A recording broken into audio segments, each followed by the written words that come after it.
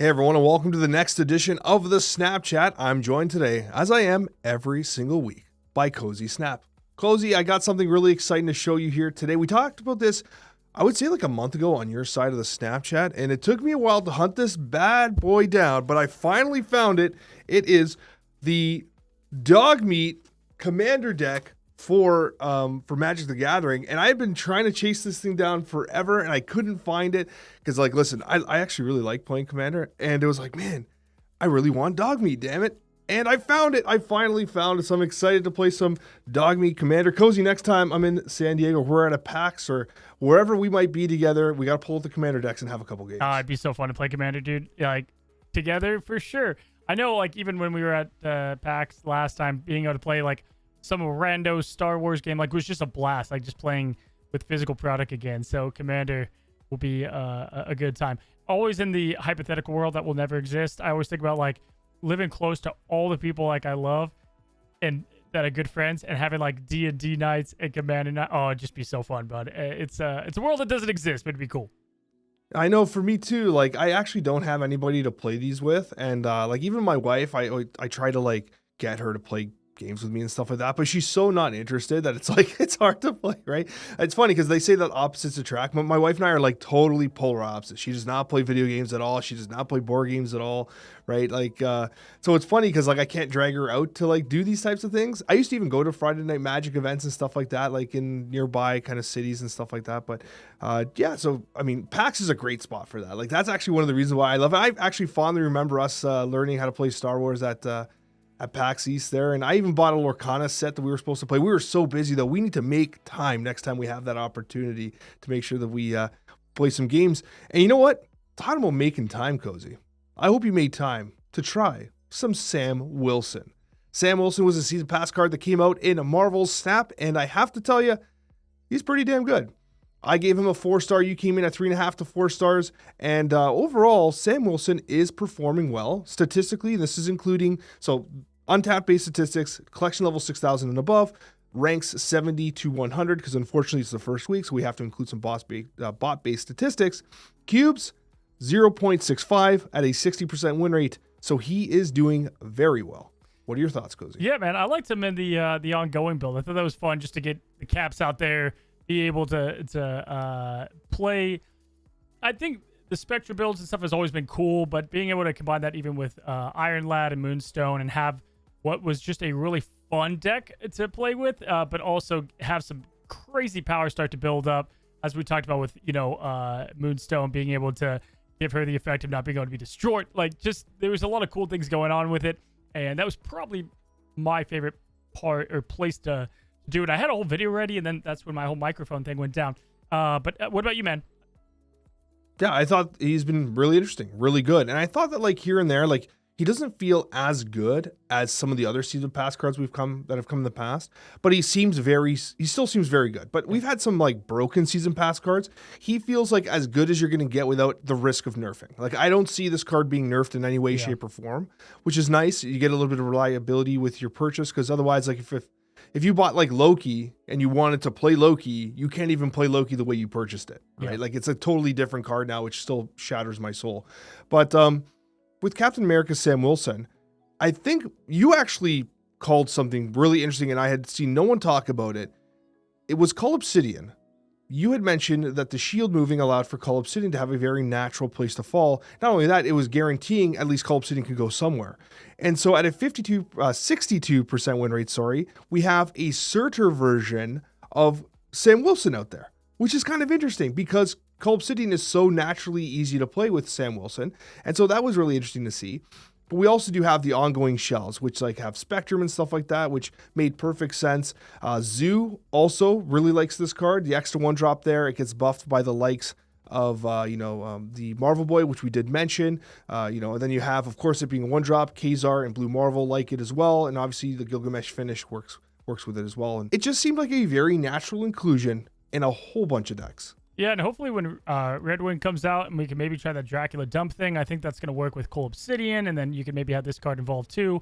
So there's even future for that archetype to get even better. But yeah, I think you nailed it when you said that it doesn't feel like the strongest card to ever come out, we had expectations for that, but it does feel very solid at that. Reminds me, again, I think I said this, it reminds me a little bit of Kate Bishop in a way. I think Kate Bishop's better, but this is in that same wheelhouse. You know what it is? Kate Bishop is never frustrating in a way that Sam Wilson can be. Yes. Because when you have the shield out there and you don't draw Sam Wilson, it sucks. It's so annoying. Like maybe my temper is just not made for Sam Wilson. Whereas like I'm looking at that shield, I'm like, bro, I have so many plans for you and I can't do any of it. It's so annoying. And because obviously it's an ongoing effect, so you have to play Sam Wilson down, and then the next turn you can move the shield. I felt that it was slow at times, which kind of brings it into that like 4-star range, 3.5, 4-star range. But like, yeah, it's a good card, but I found it personally a little frustrating to play at times. But what really impressed me was the wide variety of archetypes that it found testing in, and all of which relatively successful. And you can't always say that. It feels... it does not have the width of something like Iron Patriot, because Iron Patriot was literally very similar pretty much everywhere. It doesn't have that width, but it feels like a very natural inclusion in so many archetypes that probably needed a little bit of extra love. Now, I'm not saying the Surtur needed extra love because it got it with Ares. It might even get some more with Thunderbolt Ross.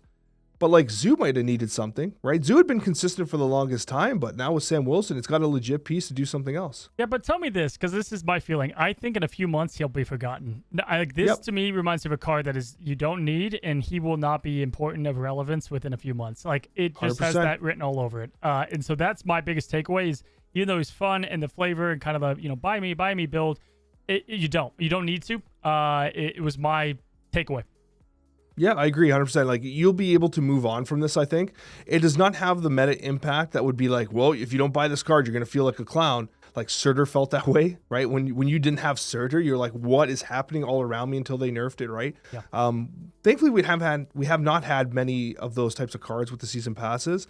But yeah, this definitely feels of season pass caliber, skippable as a whole if you so desire. And I think that part of the skippability of it too is that if you happen to get Iron Patriot, they're both 2/3s. They're both 2-slotted cards, and they both fill very similar niches to some degree where they're like cool slot-ins if you're missing cards, right? Like if you're missing like a card on a popular deck, you could maybe put Iron Patriot in there. You could put Sam Wilson in there, and generally it'll kind of work okay. But if you have Iron Patriot, I feel like they step on each other's toes a little bit. Obviously, they don't do the same thing, but if you're looking to fill gaps in a deck list, then I feel like they do. So I agree, definitely a little skippable on that side. And next, that's going to take us to Joaquin Torres Falcon, and this was in the Spotlight caches. So as Sam Wilson was the season pass card, Joaquin is the Spotlight cache card. Wow, I almost couldn't get that out. But basically, I actually thought this card surprised me. Now, its win rate and statistics are lower. It's running a 54% win rate and a 0.47 cube rate, but its popularity is like a quarter of that of Sam Wilson's. Sam Wilson has been seeing a lot of experimentation, and it looks like only bounce players have been playing Joaquin Torres Falcon. But guess what? That's expected because it's a bounce card. It is purely a bounce card. In fact, even looking at Untapped, there are almost no variants of this card outside of bounce. And so if you don't play bounce at all, right off the top, you can skip-a-loo right by it because you really don't need it. Yeah, I did see there was one tech floating around on Twitter that was cool that we mentioned about Korg having a good impact potentially with this, and I saw one that was kind of like a bounce deck with like having Agent Venom involved, and then obviously Darkhawk, and then you have the hood in there, so then you're able to get like multiple demons. Your hood's not bad value because of the Agent Venom, or sorry, I keep saying Agent Venom. Yeah, Agent Venom. I don't know why I stumbled into that. But anyway, you get those. You have Darkhawk cooking up because you have the Korg putting out multiple hits, and then you can bounce that Korg back. So, Joaquin could be this vessel for that a little bit. We thought it would be a bounce card. That's about where it landed. I think I quoted and said, this is the first week in a while that feels like there's not like two really good cards on the same week. Like a lot of season pass weeks, it's tough. They put a banger out, right away. We had that with like Hope Summers and Red Hulk, and even last with Victoria Hand, you wanted to get that with Iron Patriot. And I think the weird thing is a little bit is typically those cards synergize with the season. Like we've seen that a lot, and where Joaquin does not obviously synergize with Sam. No, because if you had Iron Patriot, you almost wanted Victoria Hand, or if you rolled Victoria Hand in the Spotlight cache, it was like, well, damn, I guess I'm spending $10 on this season pass card now, right? It's almost a good business sense, to be honest with you. But with Torres Falcon, I have to tell you, in my testing, when I was like testing it and working with it, I was streaming it, people were like, oh, this card's kind of mid, whatever. And I could see why people would say that. And I was starting to see reviews come in. People were like, oh, this card's not that good. I'm like, you know what though? I think it is. Like, I think it is good for bounce. I don't think it's going to have the impact that like Toxin did. However, I think that it is a very interesting form of like a Wong for bounce that like, yeah, it's Wong is a 4 cost. This is a 3 cost. But when you're working primarily with 1-drops, that allows you to activate your combos 1 turn earlier. Because whereas you're playing Wong on 4, you can have Joaquin Torres out on 3 already, or you can play him into another 1-drop and then start some bounce magic with Beast on 5, right? I really liked this card. And what really stood out to me were the winners that this card enabled. The Hood, huge. I had a game where I had like 6 or 7 demons on the board. It was ridiculous. There's demons everywhere. And like they're 1/6s. If not, they're free because of the Black Swan, which is a core component of these decks. Moreover, we were seeing carries from cards like Rocket Raccoon. Silver Sable was absolutely huge in it. And perhaps the biggest winner for me, and we talked about it before as a card that I don't play enough, was Nico Minaru. Nico was absolutely insane, in particular with the skill or the ability where she doubles her own power. She doubles twice. It's double the exponential growth. And if you hit her with the Agent Venom, she gets like 12 power. Like boom, boom. And it's like, what is happening? And then you can bounce her and play something else, right? You can bounce her and the effect changes. And you can, so like Nico was insane with Torres Falcon, like absolutely ridiculous. So I saw the potential 100%. Side note on Nico, I did a video of like characters I want to come to Rivals the most. And I threw Nico in there just because I feel like there's some Underground Runaway fans. Dude, people like, finally Nico represents, like people want to see Nico come to life even more. So it's kind of like Jeff was the sizzle and Snap and then really came to life with Rivals. Like, obviously Snap is a card game, so you don't get to see it all, but to be able, I even ripped off a little bit of her kit on here. I'm like, you know, all of her spells and like what they could implement would be really cool to see. And Nico has always been one of my favorite cards here in Snap. And yeah, dude, Joaquin, we had a feeling that, you know, obviously you think of like, okay, she can move cards to the right, but there's a couple effects there that whenever you get, I don't know why I'm blanking, the location that doubles the Kamartage. Whenever you get that, you know, you're like, wow, my Nico can really go crazy here. Or even if you get, you know, cloning bat, whatever. Nico has so many abilities that you could really just kind of abuse, and Joaquin helps that out. And the thing I liked about it too is I often had like, I played Joaquin on 3, and then on 4, I would play like a 1-drop or something. I would bounce it, but then Joaquin's now a 2 with 0 costed 1-drops. So I could play him again, and then all the 1-drops on top, and then I could Falcon them back up, and then play on top of them again. Iceman was pretty cool, but I ended up cutting Iceman from the deck I was experimenting with, because Iceman didn't like carry power-wise. It was like good disruption. But what I found really interesting was that like I was having these 1-drop cards exceed 10 power regularly, like Silver Sable, Rocket, Nico at times based on what I pulled. And then you had the finishers of Sage and Hitmonkey. And if you think about it, if you're bouncing stuff back, you can Hitmonkey, Sage, and if you played the Black Swan and all your 1-drops are free, that's an easy snap. You're throwing up insane power. It's time to counter it and run your Killmonger Uncle Ben decks, man, and then you're good to go. Yeah, actually, you know what? If this took off like severely, you would start to see the Invisible Woman Killmonger stuff come back, I think. Because that was the way they tried to like counterplay the bounce with Kitty Pryde, which ironically doesn't make these decks because it's not an on reveal, right? And I thought about like Kitty Pryde and Thena, but it would not be good enough in these decks, because if you think about where the power and the value is being generated, right? You play cards down, you tox them back up, you have the Black Swan, you have the Falcon, and you're just repeatedly playing these 1-drops to like just get that effect over and over and over and over again. Rocket seemed risky at times, but other than that, yeah, it was legitimately insane what this card could do. And if you're a bounce player, I think it's an absolute must-have. If you don't play bounce, you can absolutely skip it because it's the only place where it's seeing play. And even then, we're seeing stats in the 57% win rate range for these decks. And these were already good decks.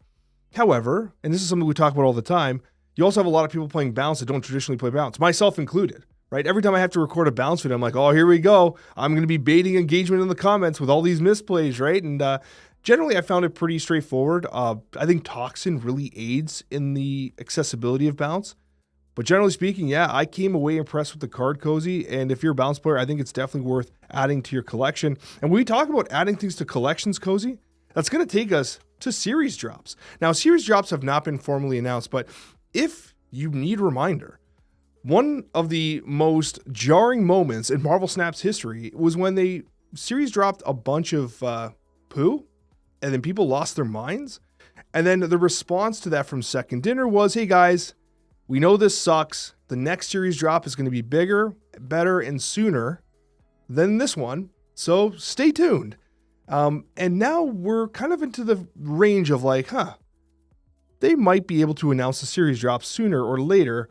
And so why not discuss it? Cozy, let's actually plant some seeds for Second Dinner here as to what are the cards that we would like to see dropped. Yeah, and I wish they would do it before this new game mode and the S4 and S5 unknowns come out, because then it's like, then you're really feasting, right? Because they drop everything and then that pool is a lot smaller. I thought I saw hints of that, probably not. But yeah, man, we know that they are going to at least make this one much better than before. And so that gets our hopes up a bit onto what the potential of these drops can be. So yeah, hit me with some cards that you think have a pretty good shot to go down. I mean, is it a lot of them? Are they going to go crazy like they did the compensation for the ban and really over deliver? Give me like a 1 through 10 on your confidence on how big you think these drops are going to be. I think it has to be no less than an 8. Like, I think you're always going to be able to look at one card. You're like, oh, they didn't drop null. I don't know why they didn't do that or whatever. There's always going to be one card you can take a look at. But as a whole, they have to nail this. They absolutely have to. And I think they recognize that. I mean, if you look at the game mode that's coming out with the Sanctorum there, the rewards are awesome, right? And I think that they need to start leaning into like giving a little bit back to the community. And I think they have been, though. I think you're starting to see them recognize that they need to be more, just fruitful with their community and be giving out a little bit more. They're more generous, I would say. And so, like, yeah, I think they absolutely have to nail it. Do you not agree? Yeah, I mean, I think they will. The thing is, to me, it's not even about specifically. It's definitely important which cards they do versus how many. We have 78 Series 5 cards, 78, and 35 Series 4 cards. All right, so 112, 113 cards in total. That's got to be cut down dramatically, right? Dramatically, and so they're going to have to look at, I think a baseline is you go to Series 4 and you drop everything that's like a really non-relevance or like anything that just can go, right? Clearly, a lot of those 35s out. And then that 78 number, you cut that in half and you put the rest of those down to S4. Some of those in S5. Hopefully, they even take down to just pool 3 altogether, potentially. We don't know if we'll see that. That's, I don't want to over-hype and over-potential what we could see, but my feeling is they can't lackluster hit this, right? So I think they're over delivering to compensate of the safety of not underwhelming, right? And that's my thought. Yeah, I think that's absolutely accurate. And let's start with Series 4 to Series 3, which I think is very important for the new player experience, in particular because they've increased the number of cards you get through the progression through the collection track for Series 3. So it's a good place to start. Then we'll go to the heavy hitters of Series 5. There's a couple cards that stand out for being here for a long time. First of all, Zabu and MODOK feel like they've been there forever. Can you see Zabu or MODOK coming down to Series 3? Yeah, those are two definitely that are going to go down, in my opinion. I think, no question. I feel like they look at age on some of these, and those are ones that they can put down to pool 3. Yeah, absolutely. I do agree. And they've been in there forever. And Zabu is actually seeing play again. And MODOK, too, with a lot of the decks featuring Bullseye and stuff like that. Another card of that approximate era, although a little bit kind of newer, is going to be Legion. Legion's a card that has its play in the War Machine decks, but kind of not really seeing much play outside of War Machine and Airstrom. But Legion could come down as well. It's a little newer, but still, I think I can see it falling. Yeah, I think I see Legion going down, and Nebula too. I think both, like some of those, I think that have been in there for a while, and also again, it's that impact factor, right? Like, to me, if they're looking at it as a business, Nebula has kind of phased out as that one-cost premium card that you need to have. There's so many of those now, especially more that they've introduced. So, like, it's that kind of stuff that you can bring down.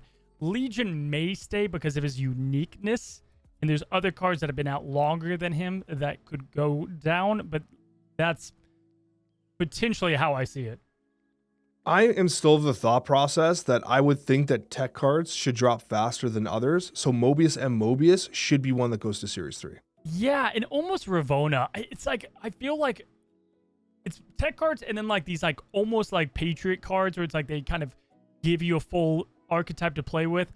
In some cases, no, but because of how long she's been out and because of she just feels like a card that would be a great home run for them to just to send down there. I get Darkhawk and Nola been there forever. Those two got to go down now at this point. There's just no reason. They help with the archetype. Awesome.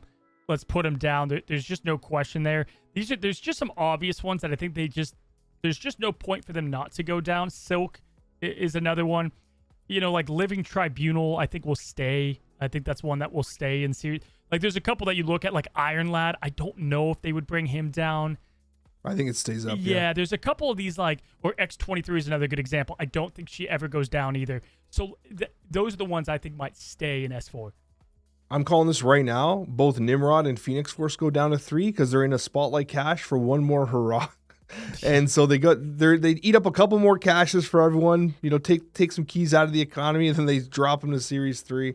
That's probably what's going to happen there. But yeah, I think that's more or less what I would have talked about. Hitmonkey too, I guess. Like if you think about Hitmonkey and how important it is to those balance-based archetypes, it's got to drop eventually. But yeah, Nebula was actually kind of recent, wasn't it? It was not the most recent series drop, but the one before that. Oh, I don't think it's been in Series 4 that long, right? But I think it could definitely fall again. Yeah, to me, it's more of like, it's just the ones that, do they even need to be there? Like, it is my take. And rather like, listen, Second Dinner doesn't look at the time thing. We can prove that with Null and Darkhawk. So I think like, they could stay consistent with that. And I don't think it matters all that much. It's the ones that feel like they should be S4. Maybe Nebula stays, but that was my thought on it. Okay, and I think that more or less covers Series 4. That's what I would expect. I'm fully in line with you there. Now let's go to Series 5. There's a lot more cards. A lot more of these are more impactful. Unfortunately, we have some Series 5 cards that seem to have a lot of plot armor with regards to series drops, and it seems like the more popular they are and the better they are, the higher they stay up, right? So I'm going to start with something. We did mention that tech cards should drop faster. Quick question, though, before we start. Do you think any of these go down to pool 3 immediately? From Series 5? Yep. I don't think they would do that. I think now. they do. You think you're going to see a double drop? Didn't we get that? I feel like we got that before with 1 or 2 cards. Was that Jean Grey or something? Like something. I don't ever remember a card dropping that fast. I remember like Gladiator dropping from 5 to 4 fast. Wasn't Jean S5, right? And now isn't she pool 3?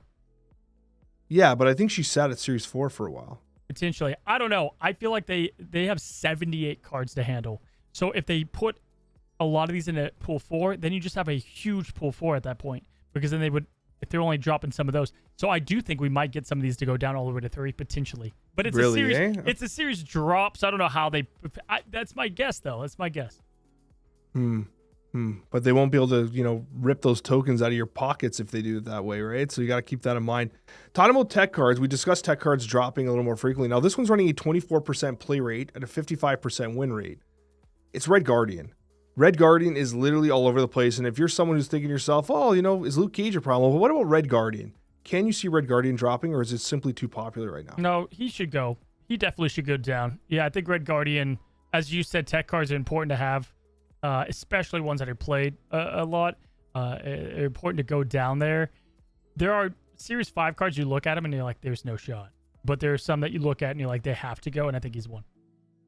Yeah, what's one that you think is no shot?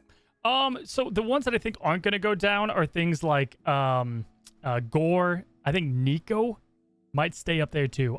I agree. I don't think Nico drops. It's these power. No, it's not even that they're like powerful in play. They are, but also they feel S5 to me, man. I think Goliath potentially could stay, even though that's weird. I think he could stay. Mockingbird's another. I think that I could see them dropping Wiccan. I can see them dropping Sage. Copycat potentially. But like these big, they just kind of stand out a little bit, right? Like Red Hulk. I don't think Red Hulk's going down. I think he's going to stay in S5 as well. I don't think Wiccan goes down. I think Wiccan's too He's good. on the edge. I think Wiccan stays up. Yeah, I think Wiccan stays up. And I think what you're trying to get at, and what I was thinking about too, I think it's less about performance with Series 5 and sometimes about the design space they occupy. Yeah. If you think about Nico, it feels premium because it's a really cool card that does like a really wide amount of things. The same reason why Erisham won't drop, because it's a very unique card, okay? You have the classic big bads, right? Of like Thanos and Galactus. They don't drop because they do a very specific big game altering thing. So I wonder how much of it's like design and how long they've been there for versus their win rate and playability. You know And what I to mean? me, if they go by that, then it's like they should really go by that, and everything that's more niche should go at least down one, right? So like Cersei has no business being in I S5, agree. right? Like those style of cards that are maybe just move dependent. Aranya, like I know she's newer, but she can go down, right? Because it's just very niche. Makari's definitely Elsa. yeah. They just don't have a lot. Like anti-venom, I think will stay. It's another kind of weird, kind of niche, but I think he'll stay. And both anti-venom and agent venom. By the way, I was trying to correct myself. It was agent venom I was referring to earlier, not anti-venom on this Darkhawk deck. Besides the point, Thanos isn't moving. The old big bads aren't moving. Blob probably isn't moving either, Alex. But Cannonball, Kyera, U.S. Agent, they're all moving, yeah? Yeah, I would say so. I think Cannonball, I wonder if they don't move Cannonball down because I think they're very hesitant to make Cannonball like overly accessible because of how disruptive it can be. Remember, it was previously nerfed, it was buffed back up, but they had to change the Professor X for that to happen. So I wonder if they're careful with that. I guess the big one for me is I wonder if we're at a point where Jeff goes to 4. I think or do you so. think Jeff stays up I think forever? he should go. No, I think he should go. I think he's like the dark. He fits the thing that we said earlier. Like he's very unique. He does his thing, but he's been there so long at this point that it's time to bring him down. It's kind of a meme, right? Like he would be the one that they could have an amazing drop, and then if he wasn't brought down, people would be like, "Come on, get Jeff down there." You know, I could see him going to S4. The month that sticks out of my head as the one that's every one of them is going to drop is going to be the Black Order. I think the entire Black Order goes down. Yeah. Proxima, They all Corvus, check those boxes. Call Obsidian. They all check those boxes where they don't really do. Even Black Swan, right? Like they're not really meta impactful, but they're worth having in a collection. I think it's an easy win taking the entire Black Order and dropping them down one. Yeah, they do. They definitely fit that role. Like Gwenpool, I think might stay. Some of these like Scream and Symbiote Spider-Man, I think they can probably go down. I think Symbiote probably stays. I think Scream could go down though. I do. Zero chance. I think you're huffing an insane amount of opium. just 'cause they I can think sell it'd be a it, so- win. It'd be a win. Yeah. I wonder, man, what if they did a thing where they actually like, what if they had like one card every series drop that was like the banner card? You know, they drop like, can you imagine the series drop announcement and on the front of it is like Nico and Scream like doing a fist bump or something? You know what I mean? Like they know they're dropping some heavy hitters down, or that's part of the appeal. Yeah. What's important too is they also need to probably announce, or I hope they do, their plan moving forward with this. Like, so, you know, if they, you can fix the leaks in a boat, right? But eventually those leaks will come back. And so it's like, eventually that boat's going to fill up with water. Eventually we're going to get more of these cards again, and they're going to have the same issue unless they continue to have big drops like this. I guess maybe that's what they do. But yeah, I mean, long time ago, She-Hulk was that banner card that, you know, we were like, whoa, like, you know, She-Hulk's going down. Shuri too, right? Yeah, so I do think they're going to have some that are on that list of like, oh wow, I wasn't expecting XYZ. Yeah, I think that with 100% certainty, I'm going to call it right now, I think Kyera goes down because I think that makes perfect sense. I would actually venture to say if any card's going to go from 5 to 3, it would be Kyera.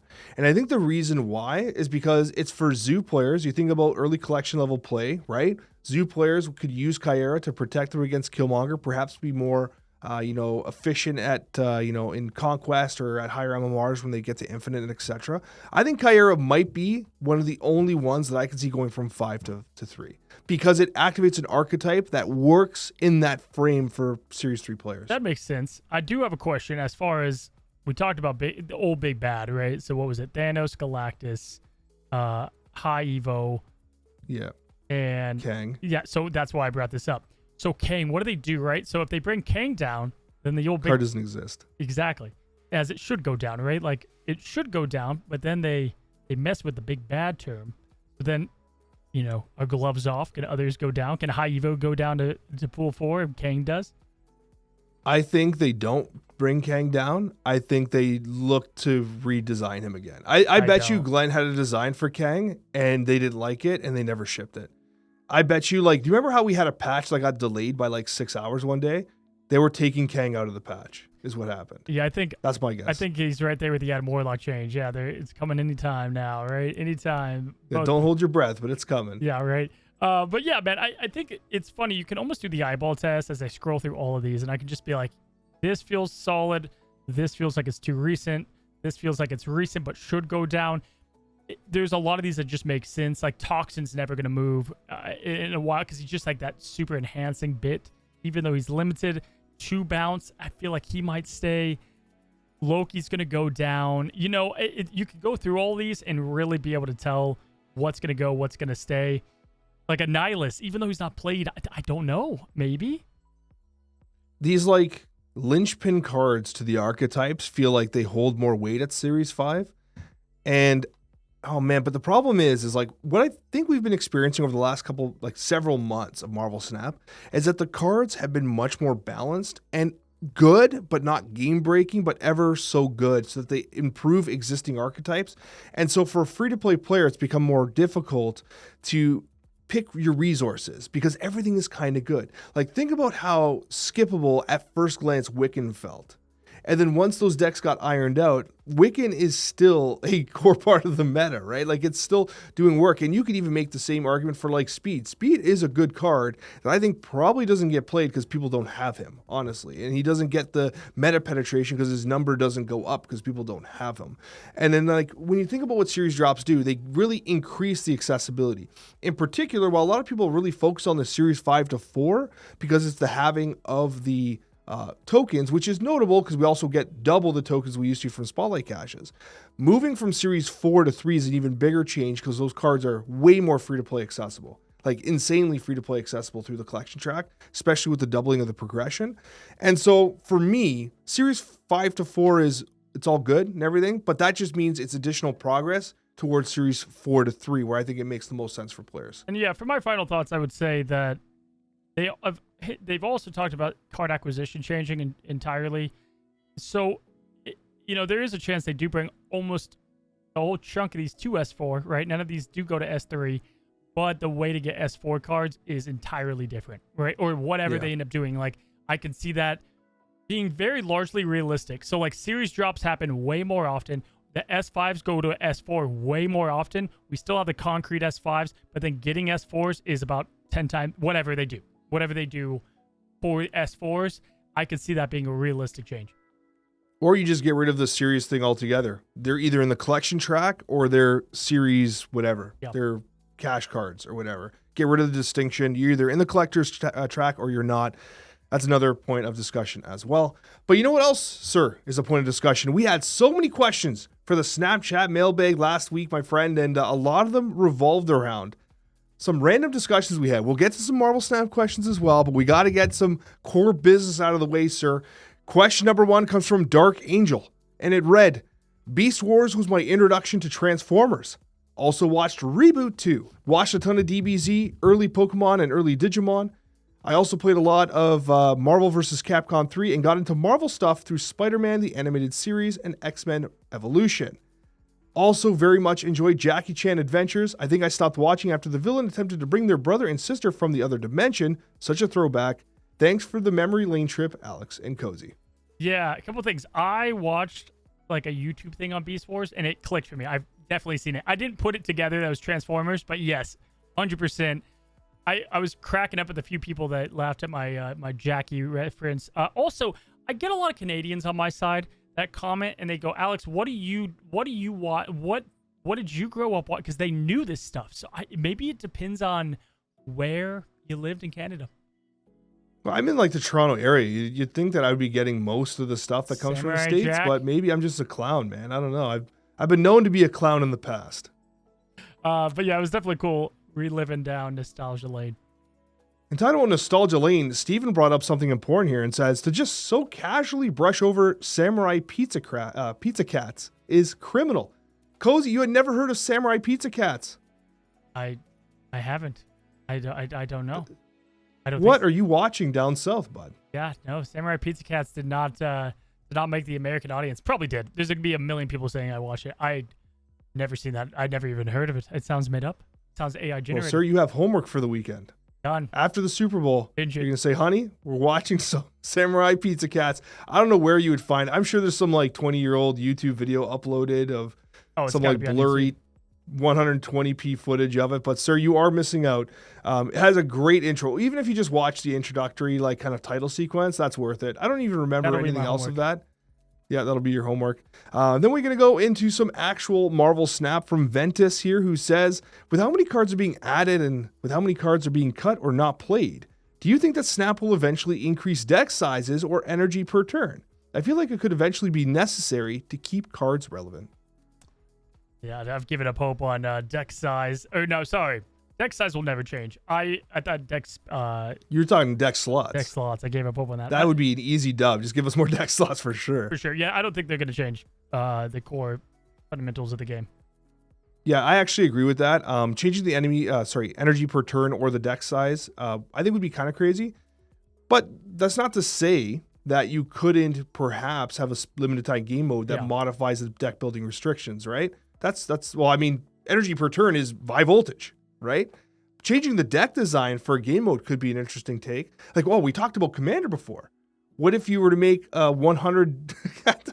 I mean, part of the Commander is that everything's an individual one-piece card, right? Yeah. It's but like Snap's already that. What if you had? I don't think you they're going to go make from like a 40 12 card deck to with 100. 4. I think even if they went up to 15, it would be a monster difference in the game. Like, cool thing about Snap is when you have 12, you're able to really make a difference by just adding a few. Think about how many decks, man, that if you could even add one more card, that whole deck is so different. And so adding like 3 spots to a destroy deck would be fascinating. It would be. Yeah, you're right. But I mean, hey, that's something for the future. Limited time game mode with custom deck building considerations would be pretty cool. Next question comes from Nicholas, and it reads, power creep has become a problem, but I think Cozy has the right idea that OTAs are a better solution than either rotation or power creep. They should try to be more creative with early series cards. For example, I think a Mr. Fantastic buff would have been to have him give his power to adjacent locations. His power might need to be adjusted accordingly, but then he has synergy with Surfer, Forge, Galacta, and etc. He's not OP for early game players, and his power level scales as you advance your collection. Yeah. I don't understand the question. So like Mr. Fantastic did get that buff though. Yeah, essentially. But what I think they're trying to hint at is that, like, instead of having rotation or straight up power creep, using OTAs as a method to kind of keep things in check is important. But I think the major point that I found fascinating was the idea of like buffing early series cards that benefit from increasing your collection later on. Oh, okay. Yeah. I think, again, it's like taking those risks a little bit more is what we highlighted last week. And I think that is the core essence of how to keep power creep in check is risking some of the old designs a bit more and testing the waters.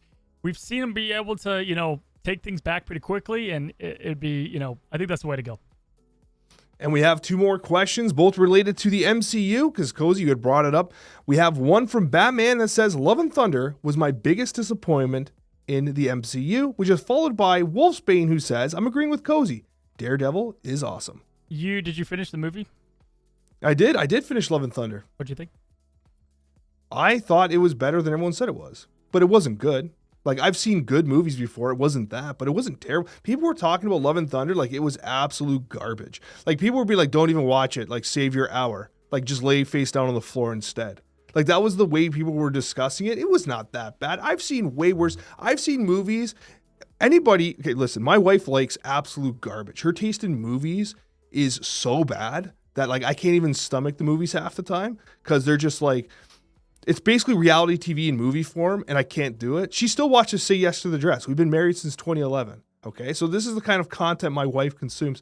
So, like, Love and Thunder for me was a blessing. You know what I call those movies where it's like they're not complete trash, but it's not a good movie? Or airplane movies. You're on an airplane. Oh, great example. Right? You got nothing to do. That's exactly where I watched Love and Thunder. It was on an airplane. Dude, do you know what I watched on the flight to San Diego because it was a longer one for me? Which one? Madam Web. Oh, oof, that's a long flight movie. There's no other option. I was watching it. I was like, they can't be serious. I'd like, almost rather what is this, a high school production? Play those games you could play with other people in the airplane that are also playing them, and it's like they're like word search games and crossword games and stuff. I'd almost rather that than Madam Web. But I would put most of the newer phase in an airplane category.